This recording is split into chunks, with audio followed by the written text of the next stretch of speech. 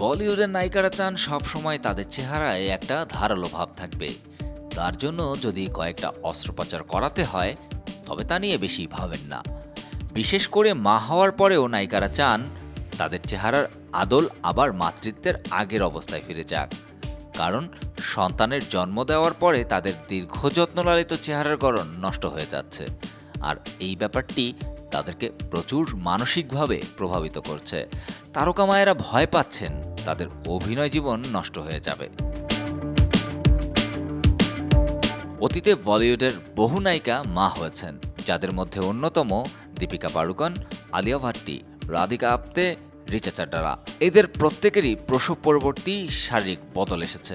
কেউ কেউ দীর্ঘ সাধ্য সাধনার পরে ধীরে ধীরে আগের চেহারায় ফিরেছেন, কেউ এখনও সময় নিচ্ছেন।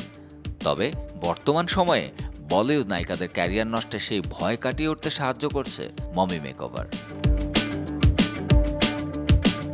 মমি মেকওভার নিয়ে ভারতের প্লাস্টিক সার্জন বিক্রম সিং রাঠোর বলেছেন, সন্তান প্রসবের পরে মেয়েদের স্বাভাবিক নিয়মে চেহারায় পরিবর্তন আসে। শরীর ভারী হয়, স্তনের গঠনে বদল আসে, স্ট্রেচ মার্কও দেখা যায় শরীরে। অভিনেত্রী বা যারা ফ্যাশন দুনিয়ার সঙ্গে যুক্ত তারা এতে বিপন্ন বোধ করেন। ভাবতে শুরু করেন তারা হয়তো আর কাজ পাবেন না, হতাশাতেও ভুগতে শুরু করেন অনেকে। তাদের সমস্যার সমাধান করবে এই মমি মেকওভার, অর্থাৎ সন্তান প্রসবের পরে শরীরের বহিরঙ্গে যেসব পরিবর্তন আসে তাকে আবার মাতৃত্বের আগের পর্যায়ে ফিরিয়ে দেয় এই চিকিৎসা পদ্ধতি।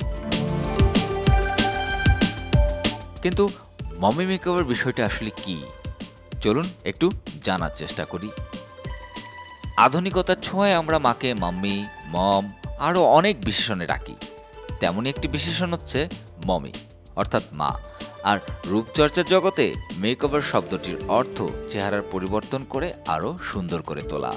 যেহেতু সন্তান প্রসবের পরে মায়েদের বদলে যাওয়া চেহারাকে আবার আগের অবস্থায় ফিরিয়ে দেওয়া হচ্ছে, সম্ভবত সেজন্যই এই চিকিৎসা পদ্ধতির নাম দেওয়া হয়েছে মমি মেকওভার। তবে এই পদ্ধতি কসমেটিক চিকিৎসার কোনো নতুন ধরন নয়, বরং মায়েদের প্রয়োজন অনুসারে চেহারা বদলানোর একাধিক চিকিৎসা পদ্ধতির একটি সম্মিলিত প্যাকেজ হচ্ছে মমি মেকওভার। এতক্ষণে আপনাদের আগ্রহ তুঙ্গে উঠতে পারে এই জানতে চেয়ে যে কি হয় এই মমি মেকওভারে। এই প্রশ্নের উত্তরে ডক্টর রাঠোর বলেছেন, মেকওভার পুরোটাই নির্ভর করে মা কি চাইছেন তার উপর। তবে সাধারণত কয়েকটি জিনিস নিয়মিত করতে হয়, যার মধ্যে লাইপোসাকশন মানে শরীরের বিভিন্ন অংশের মেদ কমিয়ে চেহারায় নিখুঁত গড়ন আনা।